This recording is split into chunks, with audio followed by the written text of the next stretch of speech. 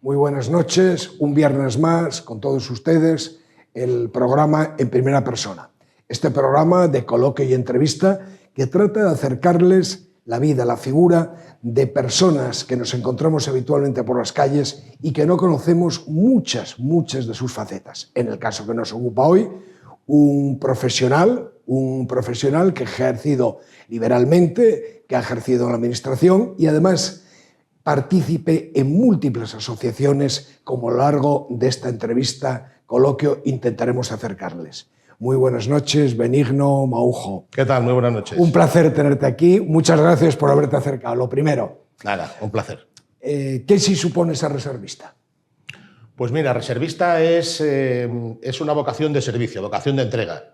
Sabes que el reservista es aquel persona civil que supera una fase de un concurso oposición, digamos, una convocatoria anual que sale publicada, lógicamente, en el Boletín Oficial del Estado, y después de unas pruebas físicas, psicotécnicas, etcétera, etcétera, y un periodo de formación militar, accede a la condición de reservista voluntario. Es decir, que puede ser cualquier español, lo primero. Y lo segundo, entre 18 y 58 años.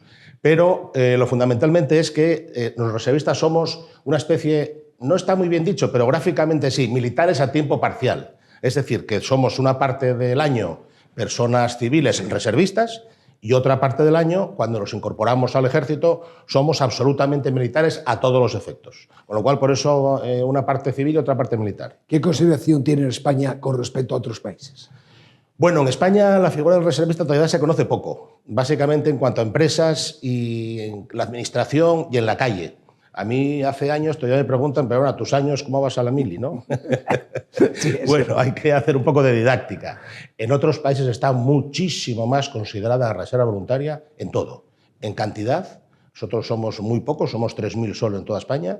En otros países pues son 15.000, 20.000 a años luz. Y en calidad, sobre todo en formación y sobre todo, principalmente, en la protección al reservista cuando está en la empresa privada. La libertad, ¿un concepto objetivo o subjetivo? Yo creo que las dos cosas. Es subjetivo porque, desde luego, la libertad uno la siente, la percibe. Pero la libertad es un término objetivo, claramente, al menos desde mi punto de vista, puesto que es un valor en sí mismo. Y tiene muchos componentes que pueden tenerse en cuenta a la hora de si tienes más o menos libertad. El sectarismo, la politización, por ejemplo, de la justicia, la división o la separación de poderes, etcétera, etcétera. Es objetivo principalmente, pero también subjetivo. ¿Qué es el concepto de patria? Bueno, pues yo creo que es lo más noble que puede tener el ser humano, aparte de la creencia religiosa. Porque patria viene directamente de tus padres. La patria es la estirpe, la patria es la tradición, la patria es el solar de tus ancestros, tu solar y el solar que necesariamente tienes que dejar mejor a tus hijos. Está entroncado con lo que es identidad. La patria es un concepto que no puede ser discutido ni discutible. Es. Usted, obetense de nacimiento, ¿qué recuerdo tiene de esta etapa de su infancia? Pues muy bien, muy grato. Yo nací en Limanes, en un pueblo, en Limanes, que es la patria chica del Tarangu, de Fuente. No estamos poco orgullosos nosotros del Tarangu. Nada, nací en la casona familiar, que era de mis abuelas, de la familia de mis abuelos. Había nacido, materna, por la rama materna, había nacido ahí ya mi tatarabuela, con lo cual nací yo, nació también mi hermano, pues somos dos hermanos, nace mi madre, por supuesto, y curiosamente en Limanes, el que mandaba entonces, o el que mandaba, vamos, la casa se conocía como la casa de la mujer, la casa de María, la casa de Manuela. Y al hombre se le decía José o Pin o Manuel, el de Luisa, es decir, que había una especie de matriarcado bien entendido. Bien, pues nada, pues estuvimos hasta los 2 años o 3, yo y mi hermano recién nacido, que es un poco más joven, una maravilla en Parte el campo, alta, preciosa de Oviedo. Corriendo, jugando, bien, unos recuerdos muy gratos, que recuerdo a mis abuelos, que yo creo que es la parte que entronca más con uno, ¿no? con la tradición y con los ancestros, más que los padres, fíjate. Pues dirigiendo el rosario por las noches. Me acuerdo siempre que antes había eso, había vagabundos que iban por los pueblos, la puerta no se cerraba en los pueblos, cada uno iba a casa del otro y mi abuelo siempre daba posada. Es decir, al vagabundo que venía le daba posada y él cenaba con nosotros y estaba en el pajar y no había ningún problema. Eran otros tiempos, lamentablemente eran otros tiempos. Años de juventud y bachillerato, tiempo bien invertido. Sí, ¿Cómo muy bien, valoraría sí. esta etapa de su vida? Muy bien, muy bien. Yo la verdad es que tanto en la infancia como en otro, no creo que haya sido adolescente porque nunca fui rebelde ni nunca tuve ninguna...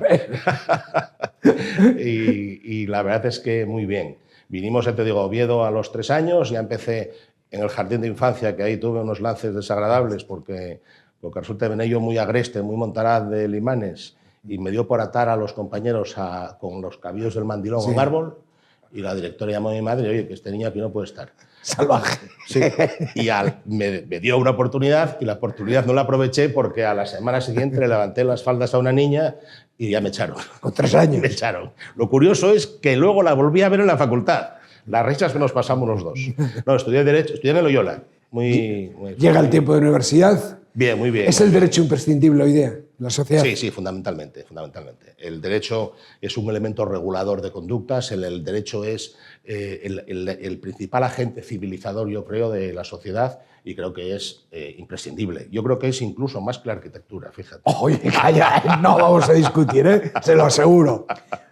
Bufete propio, ¿aspiraciones o servicio? Bueno, en mi caso particular, yo me encaminé a judicaturas, que tenía un preparador magnífico, era Jesús Bernal, que luego fue fiscal en el Supremo, magnífico, magnífico. Pero aprobé el primer ejercicio, el segundo me cascaron, empecé a trabajar con el bufete con turnos de oficio y demás, que bueno, no me iba del todo mal, y seguí preparando judicaturas de aquella manera, puesto que tienes que dedicarte expresamente, no lo hice. Y por el medio salió la oposición del Principado en el año 90, 91 creo recordar, la probé y bueno, a partir de ahí estoy en el Principado, con lo cual una temporada, durante casi 12 años, estuve en excedencia, es cierto. Y yo creo que todos los funcionarios deberían, o los empleados públicos deberíamos pasar un rato por la empresa privada para ver lo que se cuece fuera. Sí, combinar lo que es la vida pública con la vida privada es imprescindible en nuestra sociedad. Fundamental para tener apertura de miras, porque la administración yo creo que tiene que ser un elemento regulador, pero sobre todo facilitador. Y a veces no lo hacemos. ¿Cuál es la ley más importante? Pues yo creo que la ley más importante es la ley natural. Es decir, hay cosas que son inmutables, hay cosas que no son relativas, hay cosas que son trascendentales, que tienen trascendencia de por sí. Yo me acuerdo que estudiábamos Derecho Natural en la carrera y con aquellos profesores magníficos en la Facultad de Derecho, Iglesias Cubría, don Ignacio de la Concha, que además los tratabas de don y de usted, y ellos a ti. Pero claro, estudiábamos en un edificio histórico, no estudiábamos en un aulario como estudian ahora. Pero bueno, yo creo que perdona, la pregunta era... ¿Cuál es la ley más importante? Yo creo que sí, el derecho natural, fundamentalmente. El derecho positivo está al albur de los legisladores de turno. El derecho natural es lo que inspira o lo que debe inspirar al legislador de turno. Hace Madrid, administración y planificación de empresas en la Politécnica. ¿Nunca pensó dejar Oviedo, esta tierra, e independizarse de todo el ambiente familiar? Pues no lo había pensado nunca. No lo había pensado nunca, pero de hecho sí lo hice porque estuve 12 años fuera o 10 años fuera en excedencia y estuve en Valladolid, estuve en Madrid, una empresa que gestionaba residencias para mayores y centros para personas dependientes, y hubo una época durante 2 años, 3 años que estuve recorriendo, dormía en Oviedo, bajaba al despacho de Valladolid, me iba al de Madrid, volvía a Pamplona, que teníamos sede en Pamplona, y de ahí volvía otra vez el viernes a Oviedo y así sucesivamente. Un ritmo frenético, pero la verdad es que muy, muy interesante. Porque usted es letrado del Principado de Asturias, ¿y luego qué? ¿Y luego? Yo aprobé la oposición de técnico jurídico en el 91, creo recordar, y bueno, era un Principado diferente del de ahora, creo que era mucho más amable, era mucho, yo creo que hasta menos politizado, era más técnico, y se trabajaba fenomenal, muy bien. Y ahí al poco me nombraron gerente de servicios sociales, pero al poco, era un chavalín. De hecho, decían... Que la Consejería de Sanidad, ¿no? De Sanidad, sí, de Sanidad. Rodríguez Vigil, que Rodríguez fue Vigil. una de las mentes privilegiadas de Asturias. María Antonia María Felgueroso. Antonia Felgueroso, que hizo muchísimo por los servicios sociales. Marisol Saavedra de aquella. Marisol Saavedra. Teníamos un equipo fantástico, fantástico. Al margen de cuestiones políticas, era un equipo que hizo muchísimo, muy técnico, hizo muchísimo por los servicios sociales y muchas cosas estamos todavía viviendo de ellas. La ley del anciano del año 91, en la que tuve el honor de colaborar, esa ley fue la primera en toda España. Ahora está, lógicamente, pues poco actualizada, pero es la que se hizo en el año 91. ¿Endurecería las penas de los referéndums ilegales y los ultrajes a España y a sus símbolos? Yo soy partidario que sí, porque si antes decíamos que la patria es un elemento aglutinador de la población, y si la patria es algo que está relacionado con los ancestros, es algo de lo más noble que tiene una persona, la pertenencia a la patria, los atentados a la patria tienen que valorarse debidamente. Y los referéndums ilegales, pues sí lo es, sobre todo la consecuencia de esos referéndums, y los ultrajes a los símbolos de la patria, pues es que son los ultrajes a tu madre, debieran serlo. No debe permitirse ni tolerarse, ni mucho menos banalizarse, porque tienen una importancia, a mi parecer, trascendental. Si le digo indultos, amnistía, ¿qué le viene a la cabeza? Traición. ¿Qué amenazas tiene actualmente España? ¿Qué amenazas? ¿Qué amenazas tiene actualmente España? Pues yo creo que la amenaza viene, amenaza exterior, amenaza interior, pero me preocupa más la interior, porque salía el otro día en un artículo en El Mundo, en una encuesta, que solo 1 de cada 3 españoles estarían dispuestos a defender a España. Es una amenaza terrible, es decir, la falta de identidad de una población grande, o de una parte grande de la población, o por lo menos relevante, con la defensa de lo que más debe importarte, ¿no? Que es la tierra de tus padres y tu propia tierra. Y luego amenazas externas, pues bueno, en estas guerras híbridas que hay, pues hay muchas, y una de ellas yo creo que es algo que tiene que explicarse de una manera mucho más detallada y más didáctica, que excede desde luego lo de esta charla de amigos. Pero creo que tenemos un problema de suplantación de identidad nacional. Y ahí habría muchísimo que hablar. Sin duda. La batalla de Covadonga, ¿mito fundacional de la historia de España o realidad? Es una absoluta realidad. Y no lo digo yo, que soy el menos indicado, ni tampoco Sánchez Albornoz, que sí es mucho más. O 3 Esparza, libros maravillosos. O Iván Vélez, claro, fantástico. Pero lo dicen las crónicas, la albeldense, la rotense, las crónicas moras, lo dicen, que existió la batalla de Covadonga. Yo no sé, es decir, es una cuestión histórica. Histórica. Insisto que es un axioma porque está en las fuentes y hay que beber las fuentes. Lo que pasa es que tenemos, también es cierto que tiene una parte de leyenda a la que no debemos renunciar, porque la historia, también combinada con la leyenda, forma parte de la urdimbre que hace una nación, de la forja de una nación. Y creo que es importante no renunciar a ello. Ojalá aprendiésemos de otros países como Francia o Inglaterra. Pensemos que en Francia están encantados con la batalla de Poitiers, con Carlos Martel, que fue en el 732, y nosotros paramos la invasión mora en el 722 en Covadonga. Yo creo que es una realidad que a la vez es supone la fundación del Estado actual, vamos, de lo que es España, porque era Hispania después del desastre de Guadalete y acabó siendo España. Los que apuestan por el mito acusan a la ultraderecha de perpetuarlo. ¿Y los mitos de la izquierda? Sí, hay mitos. Yo creo que aquí es una cuestión, se divide el mundo entre malos y tontos. Y ya no creo que sea una cuestión de derechas ni de izquierdas, es de malos o de tontos. El malo, lógicamente, ataca estoy hablando, lógicamente, en mi opinión, y desenfadadamente. El malo, lógicamente, ataca a los valores fundamentales de la nación, no sé por qué, porque eso no ocurre en otros países de Europa, no sé por qué, pero aquí en España pasa, y Franco ya murió hace no sé cuántos años, con lo cual de esto sí que no se le puede echar la culpa a Franco, pero tenemos un complejo en la izquierda, además de en la derecha, que hay cuestiones nacionales que no acaba de comprender, y uno de ellos es Covadonga. Yo recuerdo en alguna conferencia, incluso en un ámbito militar, que se refirió el orador a la batalla de Covadonga, bueno, como mito, por supuesto, y luego a la Reconquista como un conflicto de religiones entre cristianos y musulmanes. tamaña estupidez no pasó desapercibida porque, claro, se alzaron voces, una de ellas la mía, en el ruegos y preguntas, porque no, es que no es así. Con lo cual, sí, no es un mito, yo creo que forma parte de complejos. Y luego hay mucha gente que no lee, y hay mucha gente que nos dejamos llevar por el Twitter y por el Facebook y pensamos que todo lo que nos dicen es cierto, y no es así. En este caso, Covadonga, no cabe duda que es origen del Reino de España, Claro. Y lugar de peregrinación mariana. Por supuesto. ¿Qué relevancia tiene en España realmente Covadonga? Covadonga es fundamental, porque Covadonga marcó el inicio de la Reconquista, indudablemente, y sobre todo marcó previamente al comienzo de la Reconquista, los reyes caudillos, que eran reyes que llevaban la espada, la cruz, el cetro, el yelmo, y que no olvidemos que sin ellos no hubiese habido, estábamos ahora, pues no sé cómo estaríamos. No sé qué geopolítica habría ni qué pasaría con Europa si Pelayo y los 300 asnos salvajes que decía la crónica mora no se hubiesen dicho, puesto pie en pared.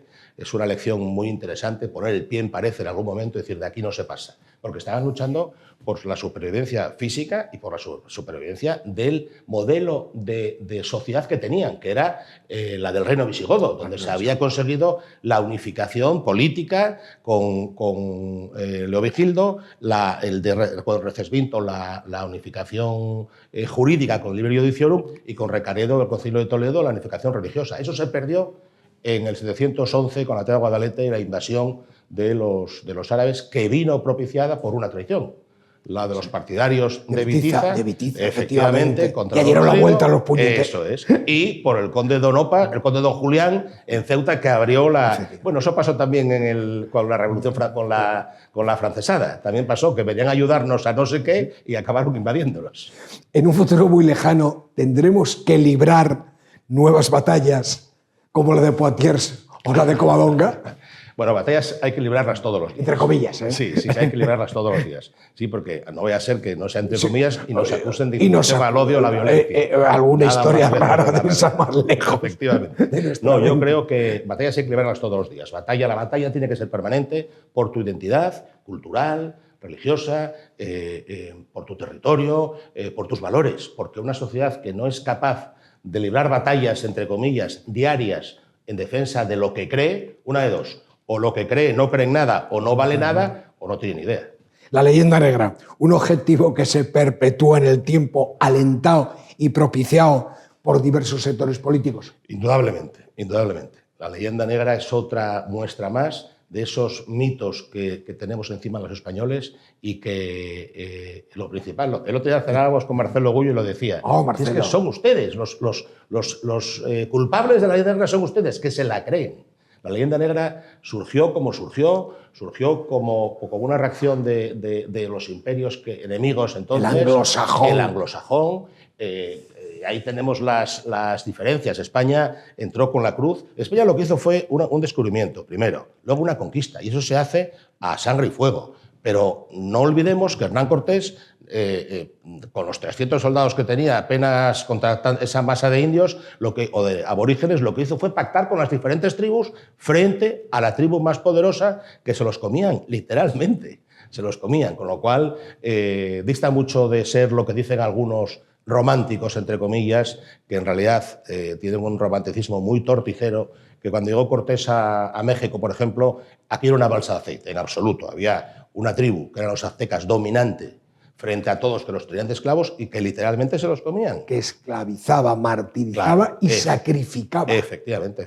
Y sacrificaba. Cual, la leyenda negra... 300 hombres. Claro, es imposible. ¿Cómo ir a poder contra 500.000, que era el ejército preparado y bien armado? Claro. Tiene usted toda la razón. Y luego, además, la cuestión que si nos comparamos, ¿qué leyenda negra podemos tener cuando en América no hay naturales aborígenes? En Hispanoamérica, que esa es otra, Hispanoamérica, no Latinoamérica, que fue un invento de Napoleón III para contraatacar precisamente el Imperio Español, están mezclados y hay muchísimos. No hay universidades. España, donde entró, lo primero que hizo fue una iglesia, luego una escuela y una universidad. La civilización, que no colonización. Colonizar se hicieron otros imperios como el inglés, como el alemán, como el belga, y esos lamentablemente no tienen una leyenda negra, pero es que tampoco se lo creen, tienen un sentimiento nacional mucho más fuerte de lo que tenemos nosotros. ¿Qué o quién invade hoy España? Bueno, pues yo diría que España está invadida uno por la mediocridad y otro por el papanatismo. Yo creo que somos muy papanatas y somos muy buenistas porque el buenismo va asociado a una especie de progresía no razonable, ni siquiera cierta, porque progresistas somos todos desde el punto de vista de que queremos el progreso y queremos mejorar las condiciones de vida de España, nuestras, con lo cual somos todos progresistas. El problema es que hay una utilización, una apropiación de los términos, del lenguaje, que parece que unos son los listos y los avanzados y otros que no pensamos lo mismo a lo mejor somos mucho más retrógrados o mucho más carcas o a saber. Pero yo creo que eso, el papanatismo y el buenismo, y hay que despertar de eso. Y luego España tiene un problema muy serio que está pasando en Europa, en Francia está pasando y de una manera grande, y también en Suecia, por ejemplo, que es la invasión, y hay que decirlo así, de inmigrantes de una manera descontrolada. No, hay que poner freno, y el freno hay que ponerlo de una manera clara y sin tener... no hay por qué tener ningún miedo, ni ningún tapujo, ni ningún complejo, porque los portales de nuestras casas los tenemos cerrados con cerradura, en nuestras puertas, en nuestros pisos lo tenemos con seguridad adicional, con una empresa de seguridad, y tenemos con miles de cerrojos, con cámaras, y luego la nevera la tienes cerrada. Pues eso debería pasar así con las fronteras. Eso no quiere decir que no se admitan a refugiados ni se admitan a otro tipo de gente, por la razón que sea, que haya que acogerlos, pero de manera indiscriminada no. Y sobre todo, el destinar más recursos a la población necesitada en su origen. Porque al final, esas masas de personas que vienen de manera descontrolada, al final lo vemos, que entran en un mercado laboral muy precario, en condiciones laborales que los españoles no están dispuestos a soportar, porque hay unos derechos establecidos, y al final es una explotación de esa persona que traes con el buenismo de bienvenidos todos. Yo creo que ahí tenemos tendría que ser objeto de un pacto a nivel de Estado y un pacto a nivel social, pero yo creo que España tiene, tanto a nivel de Estado como a nivel de sociedad, tiene unos problemas de complejos enormes, y mientras no supere esos problemas yo creo que estaremos al albur de las circunstancias. La nueva Reconquista, ¿es la batalla cultural de la derecha? Yo no sé lo que es la batalla cultural de la derecha, ni tampoco me importa, porque yo no entro en derechas ni izquierdas, no entro, porque yo creo que hay que dar una batalla cultural clara para poner en valor lo hispano, poner en valor los valores de la hispanidad, los valores ya no solamente de España, sino del continente americano, que tiene nuestra sangre, y creo que es fundamental para que tal vez el día de mañana no haya un español de cada 3 que quiera defender a España, sino que sean 3 de cada 3. Y si le pregunto, relacionado con esto, ¿y qué necesita reconquistar España hoy día? Yo creo que las almas y los corazones de los españoles. España tiene que reconquistar eso, principalmente. Y tiene tal vez que es complicado, pues la soberanía, sobre todo las almas y los corazones de los españoles, y tener una misión global, una misión común que ilusione a territorios españoles que están educándose, llevan años educándose en el odio a España. Y claro, ahora estamos recogiendo esos frutos del odio a España. Presidente de Ares, ¿cuál es la mayor aportación o la más relevante a la sociedad española de esta asociación? Yo soy presidente de Asturias. A nivel nacional soy el que maneja, las perras, el tesorero. Lo más importante, casi siempre. No manejo nada, que va ni aquí siquiera, porque no hace falta, porque Ares funciona fantásticamente, por encima de los dirigentes, funciona muy bien. Nosotros tenemos una interlocución directa con el Ministerio de Defensa, directa, y también presencia en organizaciones internacionales de reservistas de la OTAN, con lo cual somos una voz autorizada. Somos la asociación hegemónica a nivel nacional, con presencia prácticamente en casi todas las comunidades autónomas de España. Sí, hace poco le vi por ir representando a España, ¿dónde era? ¿En Francia? Sí, en la Legión extranjera. En la Legión extranjera, sí, efectivamente. Sí. Elija, libros, televisión, cine o espectáculos en directo. Libros siempre. Libros, siempre. Yo mejor libros. No desdeño lo demás, pero sobre todo libros. ¿Cuál es la mejor lección que alguien ha dado? Pues me la dan todos los días, siempre que aprendo algo de alguien y es siempre aprendo todos los días algo, porque sé muy poco. Pero una de las lecciones que me dieron, lo recuerdo, fue de una persona que la criticaban mucho y me dijo entonces uno de mis consejeros, pero claro, yo estuve con diferentes partidos políticos casi 9 años de alto cargo y al final me acabaron cesando, obviamente, pero uno de los aquellos consejeros, ya falleció, me dijo, a esa persona critícala cuando hagas lo mismo o te aproximes a lo que hizo ella. Y es una muy buena, ojalá muchos siguieran ese consejo, porque somos muy dados a criticar y decir, espera, a ver, ¿tú qué hiciste para empatar por lo menos con esto? Y poder criticarlo. Es el deporte nacional, efectivamente. Sí, criticar sí. al que hace algo. Sí. El que no hace nada, nadie lo critica. Así es. Hermano mayor de la Hermandad de los Estudiantes. Digo estudiantes por simplificar. Sí. ¿Qué puede aportar a la Semana Santovetense y a la ciudad? Pues ya lo está haciendo. Yo llevo muy poco de hermano mayor, tengo la vinculación con la hermandad desde hace muchos años, pero llevo un año escaso de hermano mayor, con lo cual soy muy neófito. Bueno, pero tienen una dupla ahí, dos hermanos ya, hermanos mayores de dos hermandades. Bueno, sí, poco a poco parece... El arzobispo tiene que estar preocupadísimo. Sí, preocupado, efectivamente. Bueno, yo creo que la hermandad aporta mucho a la Semana Santa porque, bueno, al igual que otras, pero es una hermandad muy potente en cuanto a número. Tenemos 4 imágenes, 4 titulares magníficos. Recientemente hemos incorporado el Santísimo Cristo de la Misericordia de Monsacro, que es una imagen fantástica, una talla fantástica, que se incorporó a la Semana Santa de Oviedo. Tenemos además nuestro titular también, que es la Virgen María Santísima de la Esperanza, que la trajimos en procesión extraordinaria desde la Gesta hasta la parroquia de la Tenderina, que es nuestra parroquia, San Francisco Javier, y nuestro Padre Jesús de la Sentencia. Es decir, tenemos tallas muy buenas. Eso forma parte del acervo cultural e histórico y artístico también de la ciudad de Oviedo, de la Semana Santa de Oviedo. Y luego nuestra actividad. Somos muy activos, salimos pues 4 o 5 procesiones al año, ordinarias 4, otras 2 en la Cruz de Mayo, creo que sí, y en el Corpus, que felizmente a ver si lo recobramos este año. Organizamos una carrera que las reliquias Perdonanza, coincidiendo con las fiestas de la Perdonanza de la Edad Media, que son el origen de las fiestas de Oviedo. Organizamos una recreación histórica del traslado del Arca Santa del Monsacro a la Catedral. Organizamos la Operación Carretilla, la Operación Juguete. Es decir, tenemos una visión y una actividad muy clara en la Semana Santa, pero a lo largo del año hacemos muchas actividades, ya digo, deportivas, y siempre con un toque y una orientación, como no puede ser de otra manera, religiosa. No se me moleste. Su hermandad entre 2 aguas, pasión o rechazo. ¿Por qué? No, yo no creo que... Yo diría pasión o indiferencia, pero no, rechazo no.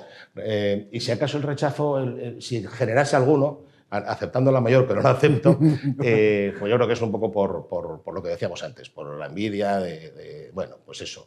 Nos llevamos todos muy bien, es una hermandad, la verdad es que es un descubrimiento para mí, porque yo no tengo nada que hacer, está todo rodado. Hay oportunidades de mejora, lógicamente, como toda obra humana, pero es una hermandad fantástica, unos costaleros estupendos. Tenemos una junta de gobierno que es una delicia, es un primor. Y además es una hermandad que hay mucho policía, hay mucho guardia civil, hay mucho reservista, con lo cual es todo, casi todo, o todos, no lo digo por esto, es todo gente de bien. ¿Monsacro? Pues el Monsacro pinta mucho para la Hermandad de los Estudiantes. Pinta mucho, tanto como que somos los custodios y guardianes del Monsacro. Y tenemos las llaves de las ermitas y tenemos pues ahí la obligación también de custodiarlo y de cuidarlas y demás. Y bueno, fruto de eso vino también lo de la carrera. Este año vamos por la 4ª edición, el 14 de septiembre, la 4ª edición de la carrera Reliquias Perdonanza, que sale de la Foz de Morcín, sube a las ermitas del Monsacro y baja hasta la Catedral. El Monsacro para nosotros, de hecho, a uno de los titulares le hemos puesto el apellido Santísimo Cristo de la Misericordia y Monsacro. Y etapa 0 del Camino de Santiago. Efectivamente, etapa 0, sí señor, etapa 0 del Camino de Santiago, correcto, así es. ¿Por qué el nombre de León de Judá para una peña taurí? Pues entre esa multiplicidad de actividades que tiene la Hermandad de los Estudiantes, un día se nos ocurrió, estábamos mirando, oye, pues vamos a ir a los toros, tal, bueno, bien. Y de ahí montamos una peña el año pasado, en julio, y en agosto ya éramos 70. Lo sé perfectamente, estoy metido. Perfectamente. De hecho, tuvimos la gran suerte de ir a ver la corrida del Juli, cuando indultaron el toro. La peña fue bendecida como Dios manda, etcétera, etcétera. Bueno, la cuestión, ¿por qué es? Porque todo tiene una... ¿Por qué la peña? Uno, porque había hermanos, y hay, que son muy aficionados a los toros, y para darles también esa posibilidad. Y dos, porque los toros, pese a quien pese, la tauromaquia en sí, pese a quien pese, es ya desde Creta un acontecimiento histórico, y en el caso concreto nuestro forma parte de de la esencia de España, pese a quien pese. Y luego ahí tendríamos mucho que discutir, pero sin demagogias podríamos discutir muchísimo e intercambiar opiniones. Y se llama así porque, por la cuestión religiosa, que era el nombre que se le daba a nuestro Señor Jesucristo, el León de Judá. Y por eso en las Escrituras aparece como el León de Judá. Y por eso el llamador del paso que tenemos, el paso dorado que tenemos, es un león de Judá, precioso, que está todo relacionado. La peña taurina, bueno, pues más bien una actividad más profana, no directamente relacionada con la hermandad en cuanto a lo religioso, pero bueno, tiene ese concepto también que tal vez los caminos de Dios son inescrutables y tal vez hasta por la actividad taurina podamos captar almas para... Le veo entusiasta, seguidor de la fiesta nacional. Sí, me gusta mucho, sí. ¿Qué opinión le merece la manifestación del señor Cantelli ahora que va a rehabilitar y restaurar la Plaza de Toros, el Coso de Buenavista, cuando dice, mientras yo sea alcalde, aquí no se celebrará una corrida de toros? Bueno, yo solo manifesté al alcalde personalmente que bueno, es una lástima que no se pueda aprovechar la reforma de la Plaza de Toros para que tenga el uso principal que se quiera, pero que además, por si acaso, se deje espacio para la libertad de poder hacer otro uso, no alternativo, complementario, como podría ser una corrida taurina, si en algún momento algún empresario se decidiese a dar el paso. Pues yo creo que tendría cabida. En Oviedo la Plaza de Toros funcionaba. Yo creo que recordar cuando yo era pequeño que había en la Ascensión y en San Mateo, en Oviedo hubo un torero, que no recuerdo el nombre, era un torero importante en aquella época, en los años 70 o así, y además hay peñas taurinas en Oviedo, y es una pena tener que ir a Gijón a los toros. Iríamos igual. Pero bueno, es una cuestión más que nada, yo creo que de permitir otras cosas, ¿no? Otros usos alternativos. Que no, insisto, no alternativos, perdón, complementarios. El uso principal sea el que sea, pero que se deje, por si se puede hacer. Claro, si no lo haces ya de mano y te niegas de mano, ya ese ejercicio de libertad complementaria ya deviene imposible, no puede ser. Un libro. Robinson Crusoe. Me marcó en mi juventud. Fue de los primeros libros que leí. Me marcó. ¿Y un lugar? Un lugar, pues yo soy de pueblo más que las amapolas, y yo, pues donde nací, Limanes y Tiñana, que son dos territorios que están muy próximos y son todos familiares. Ese área de Faro, Limanes... Sí, hombre, y la sidra. Y la sidra, efectivamente. ¿Cómo ve el futuro de España y de Asturias? Bueno, hay que verlo con optimismo. Porque creo que tenemos materia prima suficiente y que en las cosas hemos demostrado que tanto en Asturias como en España, cuando las cosas se ponen muy feas, lo que pasa es que en español tendemos a que se pongan muy feas. Sería necesario hacerlo mucho antes. Pues sabemos responder. Yo creo que se está respondiendo. Bueno, bien, hay dificultades serias, hay económicas, de transportes en Asturias, hay demasiada politización de muchas cosas en general, hay demasiada crispación, hay demasiado sectarismo, y eso no es bueno para el entendimiento. El sectarismo no es nunca bueno, porque lo que tenemos que hacer, tenemos una gran patria chica, una gran patria grande, y tendríamos que ir todos a una, porque, insisto, no es cuestión ni de izquierdas ni de derechas, es cuestión de visión de largo alcance, de faros largos, no pongamos faros cortos. Proyecto de colectividad. Efectivamente, sí. ¿Quién ha dejado huella en su vida? Pues confesable, pues bueno, mis abuelos, mis padres. Está bien esto de confesable. Mis abuelos y mis padres. Mis abuelos me acuerdo mucho en Libanes, mi abuela también en Tiñana, pero me acuerdo mucho de aquellos rosarios en familia que los dirigía él, la unión que había en la familia. Faltan los abuelos y aunque estén los padres, faltan los abuelos, los primos dejamos de vernos, los tíos ya dejan de verse. Los abuelos son fundamentales. La casa familiar, la Sí, segunda casa familiar. Es importante, sí, eso es muy, muy importante. Porque un país sin historia o con la historia reescrita no es un buen país, y una persona sin raíces tampoco lo es, a mi parecer, ¿eh? Para terminar, ¿qué le gustaría hacer que no haya hecho? Muchas cosas, muchas cosas. ¿Alguna? Pues yo creo que ser mejor persona y seguir sirviendo a aquello que puedes, pero tratar de no defraudar a nadie. Bueno, pues ha sido un placer. Espero que los telespectadores hayan pasado el mismo rato agradable que yo he pasado y le conozcan un poquito más, esa otra faceta más ocultas que normalmente cuando se cruzan con la calle con usted, aunque sepan quién es, no la sabían. Muchas gracias, Benigno. Un placer. Una vez más. Un placer, muchas gracias. Y a todos ustedes, emplazarnos un viernes más, emplazarles en su programa en primera persona. Muy buenas noches.